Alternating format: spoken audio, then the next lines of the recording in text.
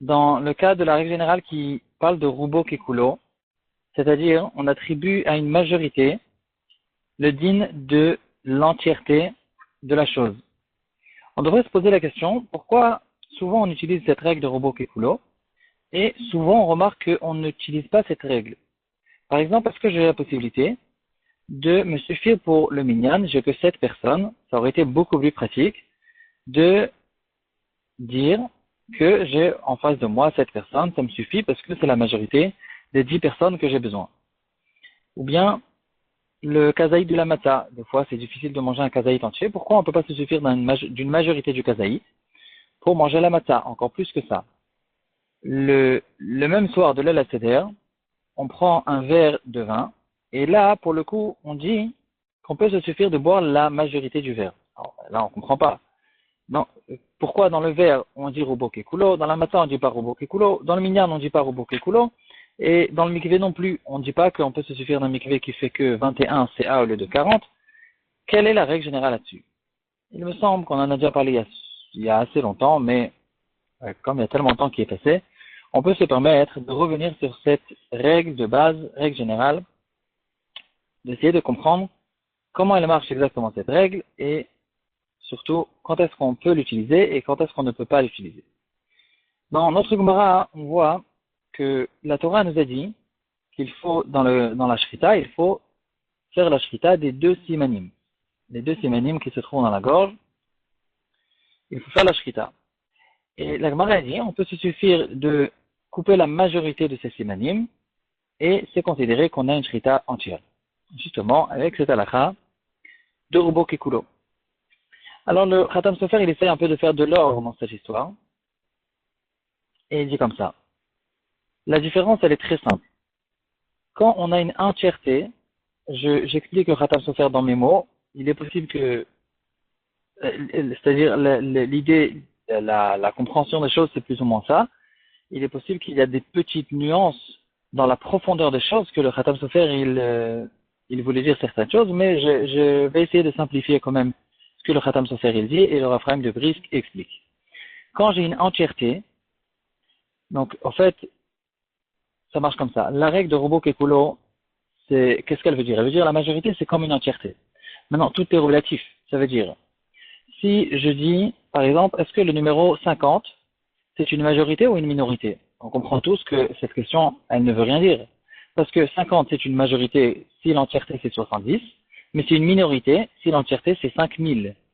Donc, on comprend très bien que quand on parle de majorité-minorité, tout est relatif à une entièreté. Maintenant, si l'entièreté n'existe pas, l'entièreté elle est virtuelle, elle est dans ma tête, mais elle n'est pas devant moi et elle n'existe pas, alors le mot majorité ne peut plus exister, étant donné qu'il est relatif à l'entièreté. Et là, avec cette règle, on comprend très facilement quelle est la règle. Quand est-ce qu'on peut faire fonctionner le Rubo Kekulo? Quand est-ce qu'on ne peut pas faire fonctionner le Rubo Kekulo? C'est-à-dire, si je dois par exemple $1000 à quelqu'un et je lui rends $700 en lui disant, mais voilà, Rubo Kekulo, c'est considéré que je t'ai rendu toute la somme. On comprend très bien que ça ne veut rien dire. Parce que la majorité ne peut pas compléter quelque chose qui n'existe pas. C'est que si par exemple j'ai emprunté théoriquement, je ne sais pas si c'est ça la halakha, mais c'est pour bien comprendre les choses, si j'ai emprunté un objet à quelqu'un et cet objet il a perdu maintenant, en fait c'est un objet, il faut essayer si par exemple, à trouver un exemple d'un objet qui contient plusieurs choses à l'intérieur et que j'ai perdu une partie de ces choses-là, je peux lui rendre cet objet, la majorité au fait de cet objet en disant que cet objet il est relatif à l'entièreté de l'objet. Bon, en tout cas dans les dîners au monode c'est pas un très bon exemple parce que bien sûr il faut que je rende exactement ce qui m'a été donné. Mais dans les halachot on peut bien comprendre. Lorsque j'ai devant moi 7 personnes, j'ai pas 10 personnes en face de moi. Donc je peux pas dire que ces 7 personnes ils sont la majorité du minyan parce que le minyan c'est quelque chose de virtuel. Et ces 7 personnes ne sont pas du tout forcément, le numéro 7 n'est pas considéré comme une majorité, parce que le numéro 7 n'est pas une majorité de 15. C'est vrai que c'est une majorité de 10, mais les 10 n'existent pas. C'est la raison pour laquelle, si j'ai devant moi 10 personnes, dont 3 d'entre eux n'ont pas fait la tfila, ont déjà fait la tfila et j'ai 7 qui n'ont pas fait la tfila, alors d'après beaucoup de poskim, je peux ici, pour le coup, utiliser la halakha de Rubo Kekulo et de dire, je considère qu'il y a ici une tfila beminyan, c'est considéré qu'il y a 10 personnes qui font la tfila ensemble. Parce que les 10 se trouvent en face de moi et j'ai en fait la majorité en face de l'entièreté. Lorsque je bois un verre de kidouche, le verre il est en face de moi, il contient le révi'it, et je bois maintenant de ce révi'it, je bois la majorité du révi'it, c'est considéré que j'ai pris la majorité, et là on fait fonctionner la halakha de Rubo. Par contre, quand j'ai une matzah, alors il n'y a aucune signification dans le fait que je tiens dans ma main un morceau de matzah qui fait peut-être kazaït, parce que le kazaït il reste tout le temps virtuel, c'est une halakha qui ne se trouve pas devant moi, et je mange maintenant une majorité de kazaït, j'ai pas mangé le kazaït, c'est impossible d'utiliser le Rubo Kekulo dans ce cas-là. La même chose pour le mikvé. Si j'ai que 30 CA au lieu de 40, je ne peux pas faire fonctionner le Rubo Kekulo. Pour la même raison, le Rov n'existe pas. Réfléchissez, c'est très, très facile à comprendre cette règle. C'est la raison pour laquelle, dans les simanim de la Shrita, j'ai en face de moi les deux simanim. Ils sont là, ils sont existants.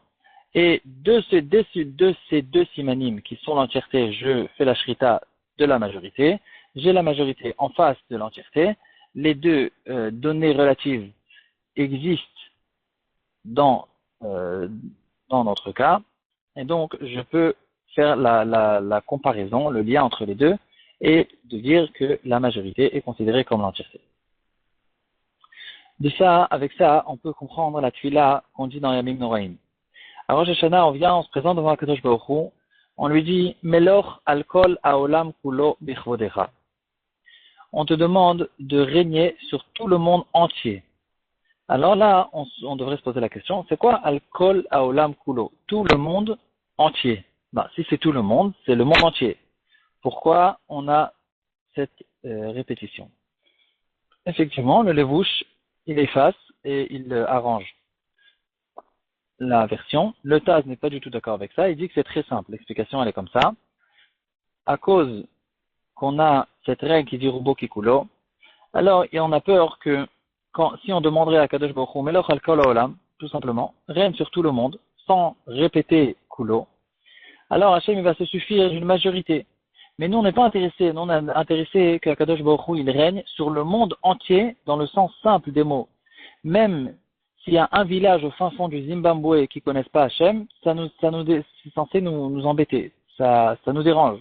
On veut que tout le monde entier connaisse Akadosh Baruch Hu. C'est pour ça qu'on répète, ne fais pas fonctionner, s'il te plaît, la halakha de Rubo Kekulo. On te demande pour de vrai, mais l'or al kol haolam kulo, dans l'entièreté, dans le sens simple du mot.